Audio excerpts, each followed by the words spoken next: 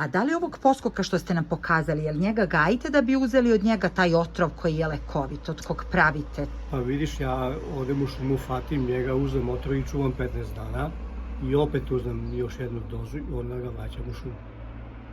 Ne znači ne usmrtite, nego vratite u Ne, prirodu. se ne ubija. Zmije zakonom zaštićena.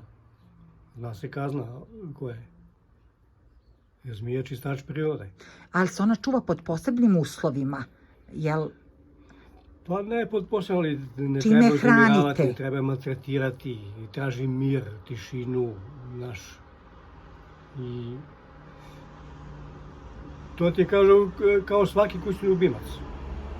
A koliko Samo otrova, što je opasno, da li to je možete to nekako da izmerite? Koliko je 3 može kapi. jedna 3 kapi? 3 kapi. Za koji period? Za tih 15 dana? Da, 3 kapi. A za te 3 kapi je li vam dovoljno za ovu jednu flašu po sklopu? To truje 23 čoveka, te 3 kapi, da se ubrizga u venu. Vi imate znanje, nije samo ovo puka priča, vi imate znanje Nije to medicinsko priča, jer da. ste radili u hitnoj pomoći Pa ste tu radili. se dopunjavamo znanje, tako. A kažite mi, malo pre ste mi u neformalnom razgovoru ispričali da je slučajno poznanstvo vas na moru. Upoznali ste lekara koji je rekao da kad je čuo da vi od malena hvatate zmije, rekao je da li znate šta je zmijski otrov i sa njim ste malo kroz razgovor shvatili. Da, on mi je objasnio šta je zmijski otrov i onda sam ja krenuo da vadim otrov. I onda je prvi vaš pacijent je bila vaša supruga, Da, sada bivša. vidiš. A nije bivša što je nema, nego zato što je zbog spletom okolnosti, ali ste je izlečili, jel to je istina? Zato što je gola zmije. Kako ste izlečili? Ajde sad malo šala, sad malo Ovo je ozbiljno. napitak, evo, to je izlečeno. I ne samo nju, nego još puno ljudi.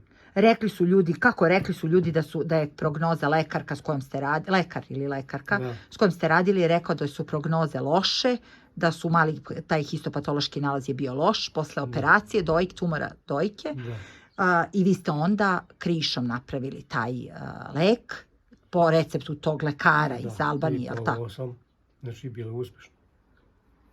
I on kad jednom pokaže da je uspešno, onda mora da bude uspešno. Uz poštovanje pravila, iskrene ponašanje i to. Vi ste savjetovali, ne smete to. Pa da, kroz priču moraš malo skreneš pažnju i tako pacijentu. I vaša žena je od neke situacije, za koje vreme je vaša supruga tadašnja se oporavila?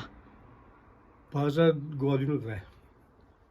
Osjećala je polagano boljitak i to je Da, to. jeste. Vi ste joj sipali krišom u kafu. Krišom. Tekst kad se izlečila ste joj rekli šta se desilo, da. Onda je sama tražila da ufatim i da napravim da pije. Da. A danas imate pacijente raznorazne ljude koji su izgubili nadu da će se oporaviti, dolaze kod vas. I osim tog kancera strašnog lečite i neke još bolesti. Šulje. Šulje lečim 1000%.